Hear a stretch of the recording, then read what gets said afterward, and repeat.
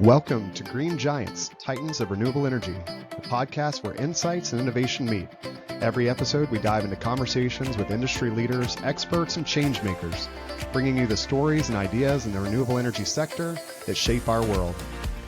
And now, let's jump into today's episode with your host, Wes Ashworth. Welcome back to Green Giants, Titans of Renewable Energy. Today, I have the honor of speaking with one of Canada's foremost renewable energy pioneers, Dan Balaban.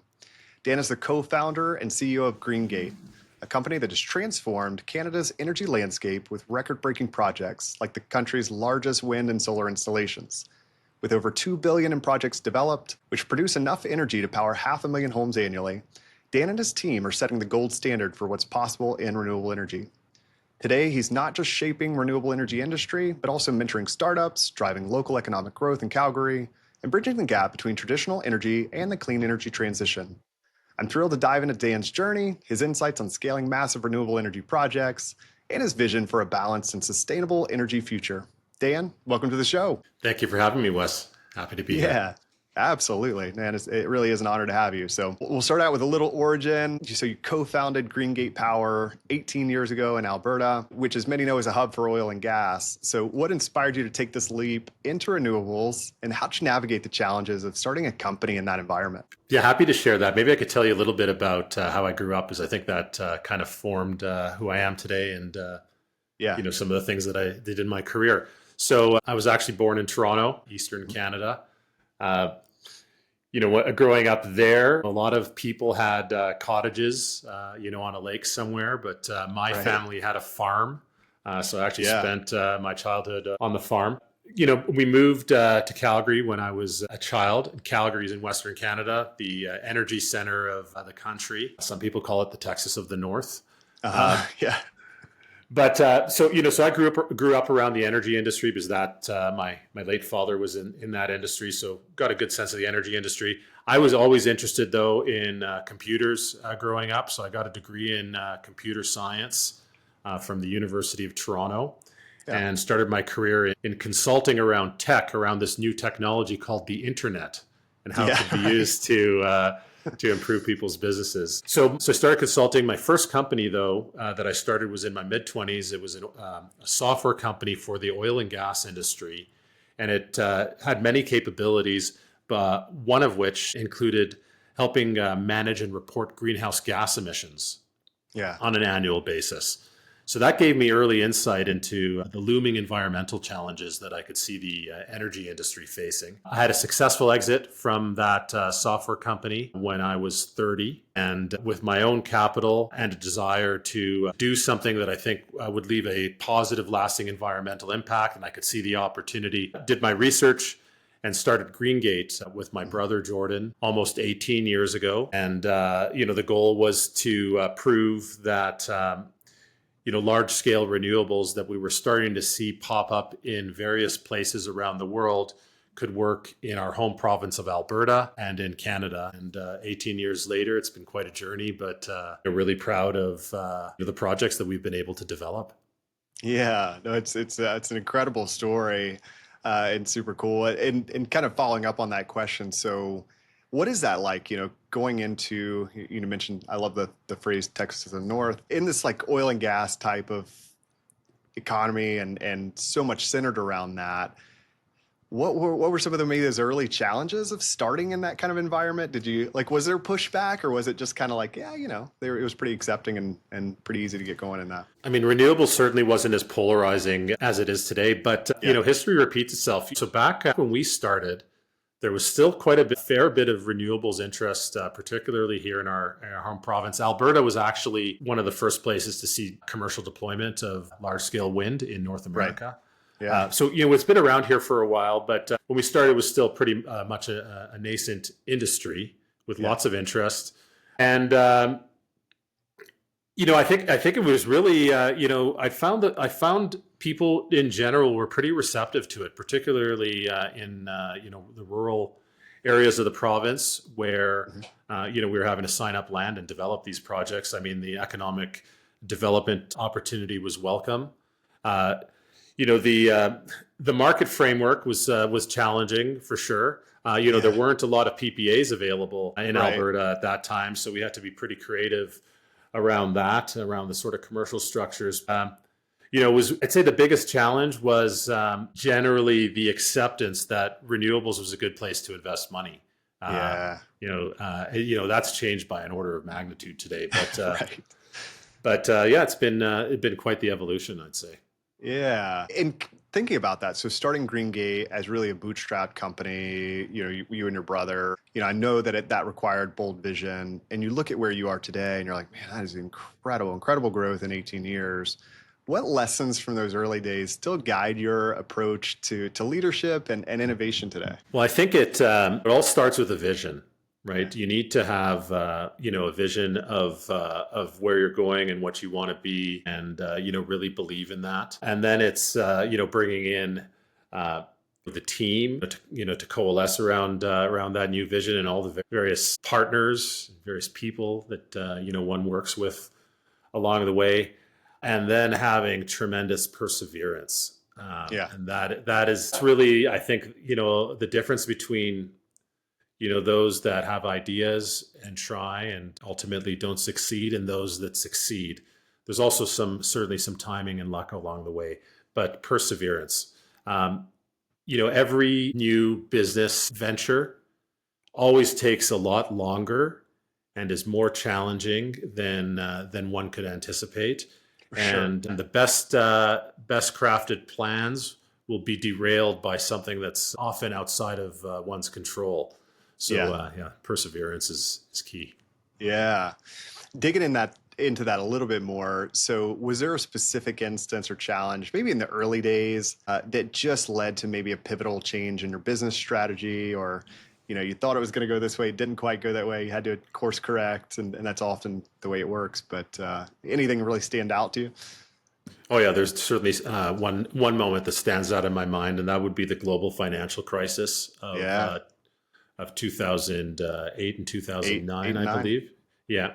And so at that time, it was fairly early on in our company's history. We had a large pipeline of projects that we had developed that were looking, very promising. We were sufficiently capitalized to take us through to the next major milestone that we saw, which was going to be the financing of our portfolio. Right. So we signed an LOI in the summer of 2008. Okay. We found the partner, was all looking all great. And in between signing the LOI and the time we were supposed to sign our definitive documents, Lehman Brothers went bankrupt. And the global financial crisis happened. The world went very quickly from an abundance of capital to no capital. The global financial markets were completely frozen. So at that point in time, I was faced with a pretty difficult decision. We were running out of runway at Greengate. This deal blew up because of those external circumstances. And I had to decide if we were going to pull the pin on the company or if I was going to go all in. And all in meant me mortgaging my house and injecting the liquidity that we needed to keep the company going, and I chose to go all in. I don't know why. That was going to be my next question. It all worked out, but that was certainly a pivotal moment. Yeah. For me personally, and I think in really digging deep and deciding to proceed with our company.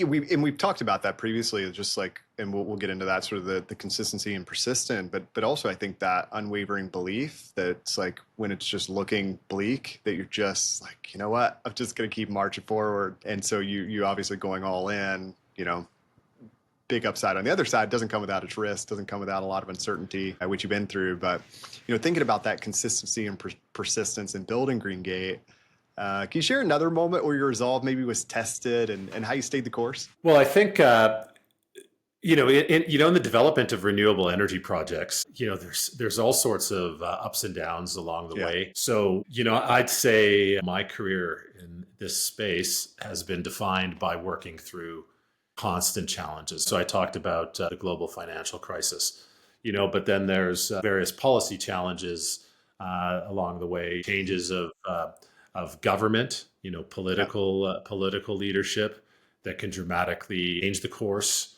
of the power industry in any given market.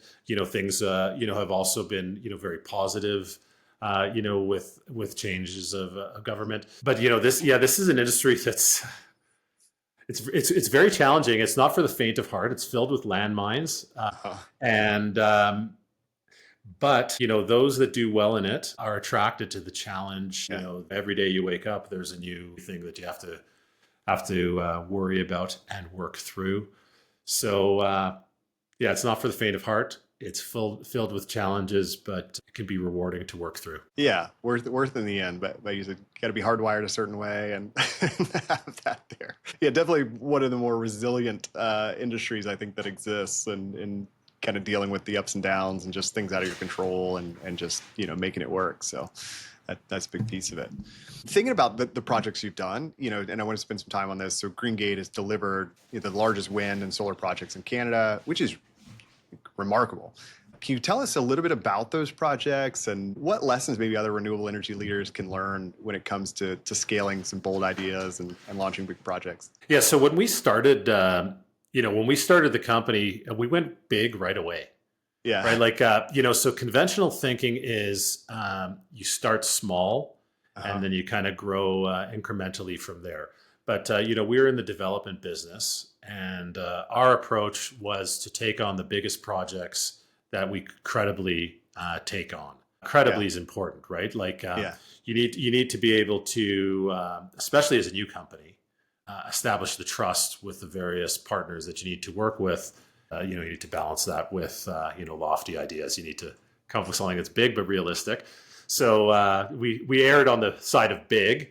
And the first project we developed successfully was at the time the largest wind project in the province. We followed that up with a project that was double the size of that, which at the time was the largest wind project in the country, a project called Black Spring Ridge. We no longer own it, but we were the developers of that project.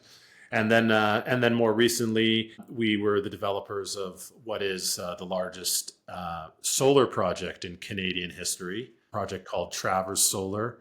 Again, we no longer own that project, but we were the original developers of that project. We originally partnered with Copenhagen Infrastructure Partners, large Danish-based, one of the largest renewable energy funds in the world, who ultimately built out that project with us.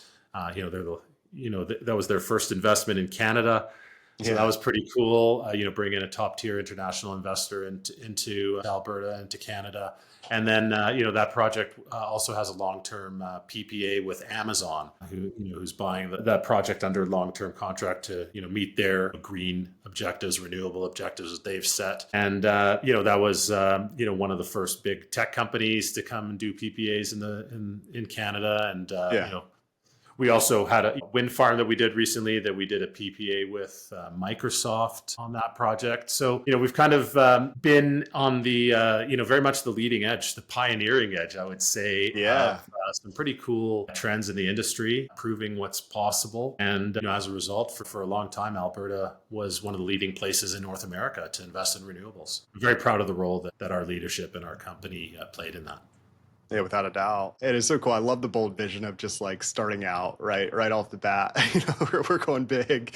Not many people have the, courage to do that, or, the lack of, I don't know, fear or whatever. Most people want to start safe and small and then kind of like, scale up as we go. But that was not you, which I love. I love that. Thinking about that. So starting out, another developer coming in, maybe they're thinking about something small, or they could be like you and go big or go home.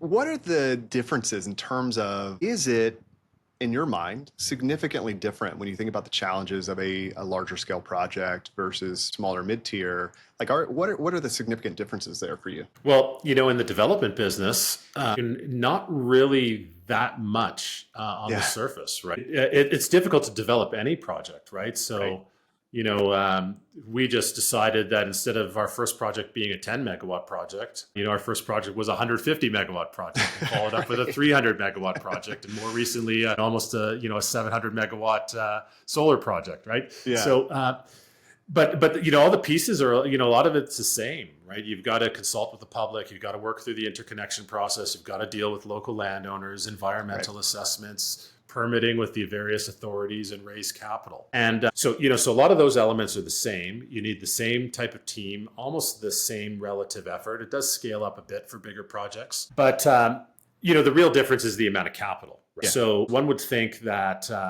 with a lot of capital, it's going to be way more difficult to raise, and it's kind of counterintuitive. And interesting. Call it the law of big numbers, but the way the financial system's set up is generally investors want to write big checks, especially in the renewable energy industry. There's a lot of institutional investor interest in this space. That's really what's changed from when we started 18 years ago to today, is just the availability of that capital is really, there's way more capital.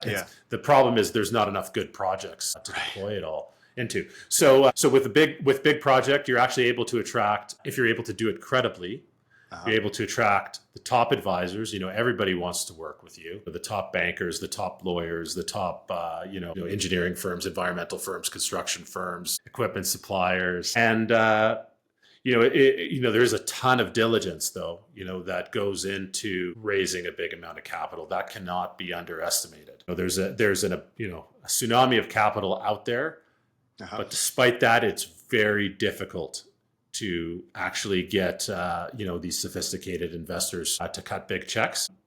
But assuming you do all that diligently, with the right team in place, with the right projects, with the right political conditions that maintain, it's possible to do it. So law of big numbers is what we followed.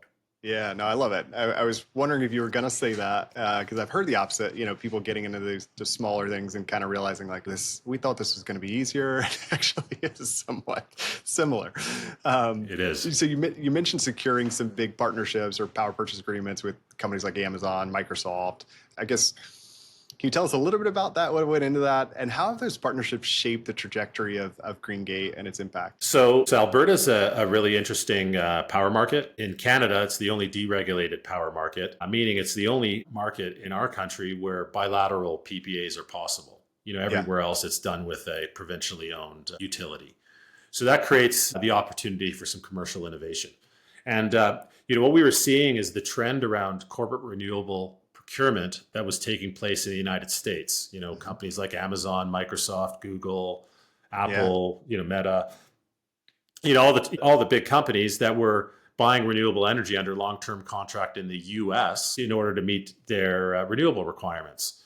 And we worked with a small number of other parties to try to create that ecosystem that existed in the U.S. here into Canada. And we were one of the founders of something called the Business Renewable Center Canada, which tried to create the education and the ecosystem to facilitate those sorts of transactions. And we were persistent and invested the time, which took several years. And eventually conditions were ripe for those sorts of deals that were being done south of the border to be done here in Alberta.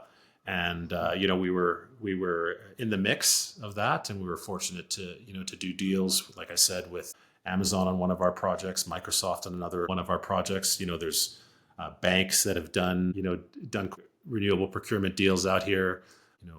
Beer companies. It's different consumer brands. Like it was something that was generating a lot of interest and a lot of deals. Here in Alberta up until recently. Yeah, that's incredible. And I want to hit on something that you touched on really briefly, but we talked about before, but just around landowner relationships and land acquisition. It's a critical but often complex part of renewable projects, as we all know. What's a particularly memorable story or lesson you've learned from working with landowners? Yeah, so the renewable energy development project is super complex. It takes many years to go through and get a project from idea to steel in the ground, but doesn't start until you are able to secure the land. So, one of the projects we completed recently, a project called Paint Earth, we did it in partnership with a company called Potentia, who now are the owners of the project. Yeah. But we were the original developers. So we made an appointment up with, one of the key landowners. And in Alberta, the key landowners a lot of them are Hutterites.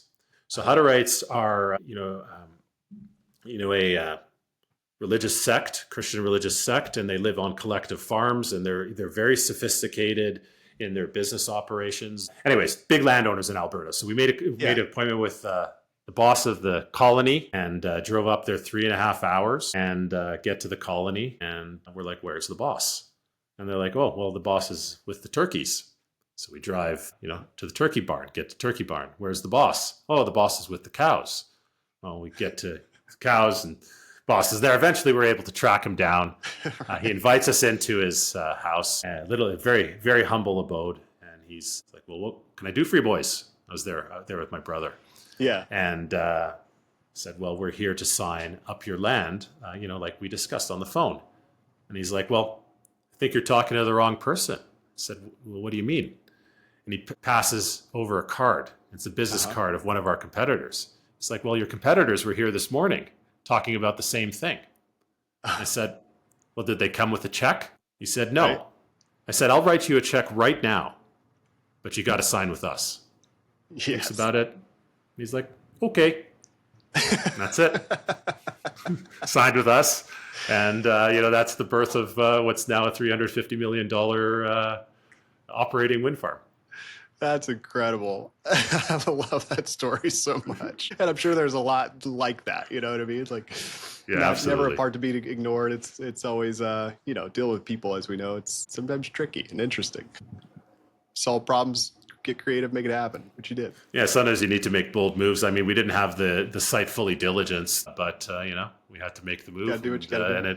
And it paid off. Yeah, love it. With that lighthearted topic, I'll switch to something maybe a little bit more serious, but something you hit on, which I agree. I'm very passionate about, just the polarization in energy, and how it shouldn't be that way. And so anything we can help to continue to bridge that divide.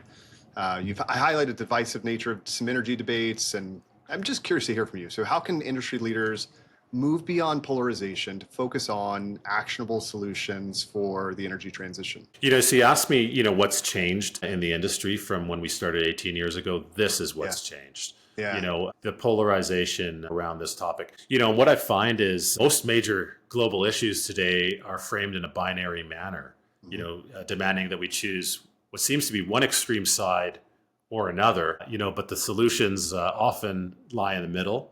100%. And I think energy is certainly a major global issue, and an issue where that sort of thinking applies. Doing what we do in Alberta, which is the heart of oil and gas country here in Canada, is unique, right? Because we're on the front lines of this energy discussion. So, for me, it's not an either or decision. It's been framed as oil and gas versus renewables when it's an and. We can and we should be developing both those energy resources simultaneously. And, we're talking about an energy transition, but really I think what we're seeing, things are evolving very quickly in this world. And I think really what we're seeing is energy growth all over the world. And the key is to try to find a way to do it in a more sustainable manner. Right. And we're seeing lots of different trends. Right. So for a long time, climate change seemed to be the primary issue that was driving decisions. Right. Then we saw, war break out in the Ukraine, and, energy security starting to become, the primary issue, and things swinging back from climate change as being the primary driver of decision making. Right. Now we had to balance that with energy security. And now what we're seeing is layering on top of that this, massive energy growth that's being projected over, for the foreseeable future, driven by, the growing demands of electrification, but more importantly, AI, data centers, right? So the fact is we need all forms of energy. We need it in order to keep our lifestyle, to keep our, standard of living, to help the developing world improve their standard of living, to provide the energy to the technology that's going to drive the world into the future. And just find a way to do it more sustainably going forward. That means more renewables, but that also means more fossil fuel energy in the future. And we need to be understanding and accepting of that fact, because the fight that ends up happening politically on this issue doesn't serve us, right? And really, I think try to take a more pragmatic approach to things. Yeah, I agree completely, and that's so well said. Speaking of that a little bit more, so thinking about the balance, right? And there are a lot of, I would say even, a lot of folks in our industry that are just dead set against, sort of that both and philosophy. And how do you see it evolving? If you're speaking directly to those individuals, and I'm sure you get in those conversations, right? At dinner, what have you, it's a one-on-one conversation. There's some trust built there. How do you have that conversation in terms of help bringing them more towards the middle and an acceptance of it is going to require some of both, and it is a transition. It's not an instant kind of like all in or nothing type of thing. But I'm just curious, like what are some of those conversations like when you're one-on-one with somebody that has that perspective? I've had that conversation a lot. I'm sure. Here, given what I'm doing. Well, I think it first needs to start from a place of understanding. So if somebody is putting forth a point of view to me that I don't necessarily agree with, I really. And it's not just me. I think this is a lesson for all of us. Like we should really try to understand where the other side is coming from, right? Right. It's really trying to start from a place of understanding. But on this particular issue, do a mental exercise. Close your eyes and imagine the future. Try to look at picture it in detail. So in your vision, do you see more electric cars? Probably yes, right? Yeah. In your vision, 10 years into the future, I usually do 10 years into the future. Right. Do you still see, gas-fired cars on the road? Do you still see, us using, natural gas to heat our homes? Most people will say yes to all three of those questions, right? So it's like we're advancing, but, we're still using, what we have today. Like it's going to take time, right? Yeah. And I would even argue that we don't need to ultimately get off one system and entirely on another. We can find a way to just make everything more efficient. We need all of it, right? So when you kind of play that mental exercise, people start buying into it, right? And then there's these misconceptions, right? Like on the fossil fuel side, there's still people that believe that renewables are unreliable and expensive and all that sort of stuff. And there's no money for it. It only works with subsidies, right? And then on the renewable side, there's this belief that you can simply shut off the taps. Not everybody on the extreme side, right? Sure. That you could simply shut off the taps and replace it with all renewable system right away. And that's also not true. Right? We need both. So it's trying to, work through those misconceptions as well that exist on both sides and try to take a pragmatic view on this. Energy is absolutely core to all of our lives. We have trillions of dollars invested in energy infrastructure all over the world. There's going to be more investment of it, and changes are going to take time. But there's still a huge opportunity for renewables, and we've seen it growing massively, over the last number of decades, and I think it'll continue to grow. Yeah, without a doubt. I'm so glad I asked you that question. That was such a cool exercise to go through. So thinking about another thing you've hit on, you mentioned AI and data centers, obviously that's driving energy demand and growth. From your perspective, like how do you see renewables meeting these challenges? And any innovations or solutions you're particularly excited about, like from your perspective, what's going on in that world? Yeah, I'd say this is probably the area that I'm most excited about at the moment. A lot of the big companies around the world, including the tech companies, make commitments to source 100% of their energy from renewables. And, I believe most of those companies are on target to do that. And that target was like mid-2020s, which we're in now. We're here. Right? We're here, right? But that was just to deal with kind of existing demand. Now we've got this new thing, or this thing that has finally emerged to kind of mainstream use, which is AI, which is a very energy intensive thing. You've got cloud computing applications, storage of this massive amounts of data. All these things are really energy intensive and growing at a tremendous rate. So that's driving new energy demand in ways that we did not expect it. However, that I think, at least my assessment of it, it's putting pressure on kind of the whole climate versus energy growth, right? And I think what we're seeing is energy growth at this point in time ruling the day, as all these applications are driving more energy demand. So I think it's really highlighting the need for all of the above, right? There's going to be more investment in fossil fuel sources of energy, more investment in renewable sources of energy just to meet this growing energy demand. But I think it also highlights, one of the challenges that still remains with renewables, which is providing energy on a 24/7 basis. Yeah. Like a lot of these users of energy have very high reliability requirements, Right, 5 yeah. nines, right? 99.999% reliability. Today, a renewable system alone is unable to provide that level of reliability. You'd still need renewables combined with dispatchable sources of generation. It just really highlights some of the current limitations. And, to tell you the truth, if I would have started you asked me 18 years ago if we would have had this problem solved by now, I would have thought we would. Yeah. Okay. But we don't. Storage is still something that requires, more technological advancement to be on a long duration basis. Lithium-ion batteries are important from a storage perspective and are out there. But I think it just highlights the need for all sources of energy. We don't have any one system that can provide the level of reliability that's required. But there's lots of opportunity for folks in the energy space. And, I'm also kind of getting back to my roots a little bit with some work in the VC world around AI and energy. But I think it's something that I'm very excited about. I think this presents, a really unique, once in a generation opportunity for those working in this sector. Yeah, I agree. I mean, just the emergence of the growth in the AI and data centers and the energy demands.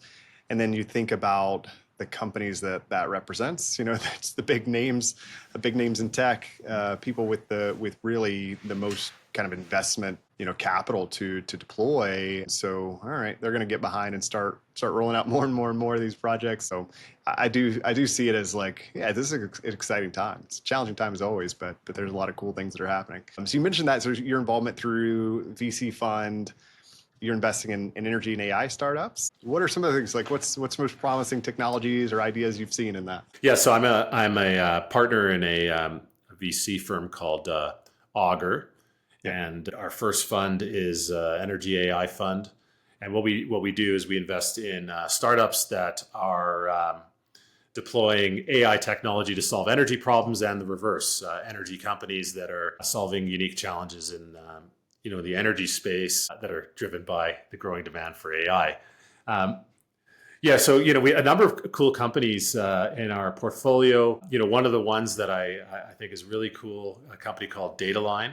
So if you think about AI that most people are familiar with, it's ChatGPT, right? So a lot of us have played around with ChatGPT, and you can ask it any question, it'll give you an answer, and it has a ton of breadth of knowledge, but not a ton of depth of knowledge, right? Yeah. So Dataline is targeted at large energy infrastructure transactions. So it's a software that helps with the due diligence process around large energy infrastructure transactions, and has AI built into it, AI Copilot built into it that's specifically tailored for that. So you think about the amount of time that goes into due diligence around these large multi-hundred million or multi-billion dollar transactions, that dozens and dozens of people that are looking at a data room, and what the opportunity could be to streamline that process tremendously with the right application of AI. So, that's an example of, one of those things. We invest in companies that are started by founders with existing AI experience, which is difficult to find, but we've been very good at plugging into that network of talent, given our great kind of expertise in energy, and Calgary being a great pilot market for a lot of, and Alberta being a great pilot Yeah. market for a lot of this. It's just been something that's been a lot of fun, and for me to help advise kind of the next generation of entrepreneurs and help coach them through some of the challenges they'll face along the way. Yeah, it's really cool stuff, and glad you're involved in that and how much that is needed. Just some of that like mentorship and guidance and folks that what you've learned over the last 18 years and the strides you've taken, helping then again give back and sort of invest in others, mentor, bring those ideas along as well too, which is amazing. As we get kind of closer to time, I have a few more questions I want to hit on. So the renewable energy industry has undergone tremendous evolution over the last 2 decades, as we've highlighted and talked about throughout. What do you think has been the most surprising or transformative change during your time in the industry? Well, I'd say the most surprising change has been the cost reductions. Right. When I started in the industry 18 years ago, the narrative was renewables are great for the environment, but they're expensive. How that narrative has completely changed. Yeah. And renewables are both great for the environment, and they're now our lowest cost source of new power generation we have available to us. The implications of that are dramatic. So it's not just driven by an altruistic ideological desire to see renewables. It's an economic decision that's being made. What I do find surprising on the flip side, like I alluded to before, is still, the gap that exists in turning renewables into a 24/7 resource. So I think storage has come a long way, but has come along slower than I would have expected. But it continues to advance at a breakneck pace, and I'm sure we'll continue to see things change in that space. Yeah, without a doubt. I'll rapid fire a few more. So you mentioned advice for early stage leaders and some of the things you're involved with. What's the one piece of advice you'd give to entrepreneurs or innovators just entering the renewable energy space? And I'm sure you probably give this advice and have, but curious what that is. Every new business is going to take a lot longer and be a lot harder to reach success than you could ever imagine. The challenges will often come from external circumstances that are outside of your control. But, if you are truly connected to your vision, continue to persevere, and success can come out of the other side. Yeah. And it probably will if you continue. Like, I think we've touched on that a little bit of you just keep going. And just keep going and persisting. You do have to, I think, adapt and change, and you've got to course correct a little bit there. But just the fact of just staying persistent, staying with it, continuing with it, you'll find success somewhere on the other side of that. You don't know exactly where it's going to come, and it's hard to predict that. I think is what you're saying too. It's going to take longer than probably you expect, but that's it. Persistence is key. It can also only take 30 seconds to drown. So always try to keep your head above water. Right. Yeah. Great advice there too.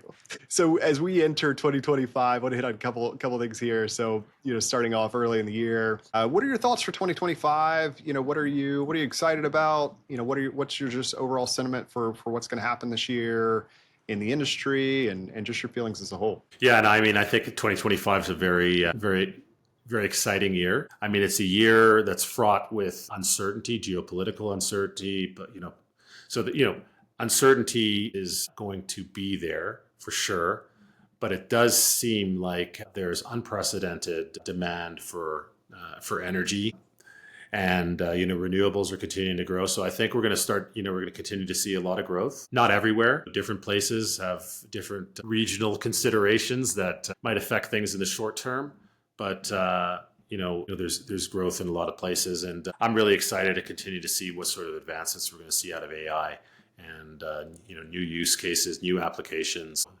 Cool year for technology for sure. Yeah, no, agreed.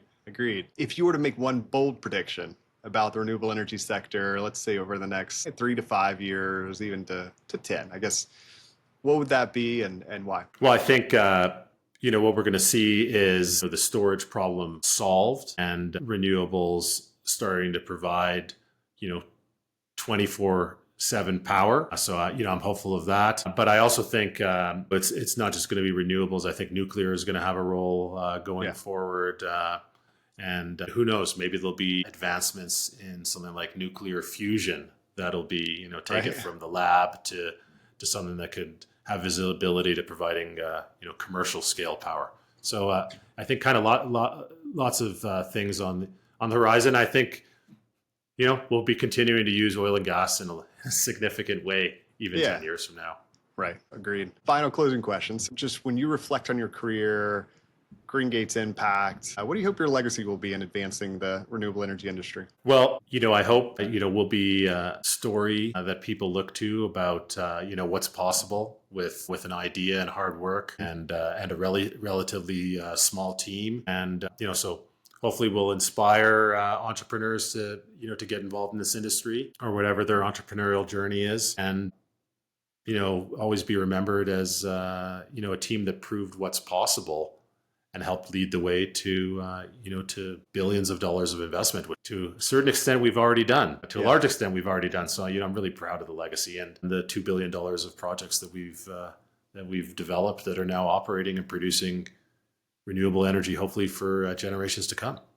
Yeah, I love it. And as you said, a lot of that you've already done. I think you're already inspiring those folks to just continue that and really inspired by your work. So that'll wrap up our conversation with Dan Balaban, co-founder and CEO of Greengate. Dan, it really truly has been inspiring to hear your journey, the groundbreaking projects that Greengate has delivered, and your vision for balancing a sustainable energy future, a balanced approach. To our listeners, as always, thank you for tuning in to Green Giants, Titans of Renewable Energy. If you enjoyed this episode, don't forget to subscribe, share it with your network, and leave us a review. And with that, we will see you soon. This episode of Green Giants, Titans of Renewable Energy, was brought to you by Lee Group Search. If you enjoyed today's discussion and are looking to recruit top talent for your company or find your next career opportunity in the renewable energy sector, visit leegroupsearch.com. Let's continue driving the future of clean energy together. Until next time, keep pushing toward a greener future.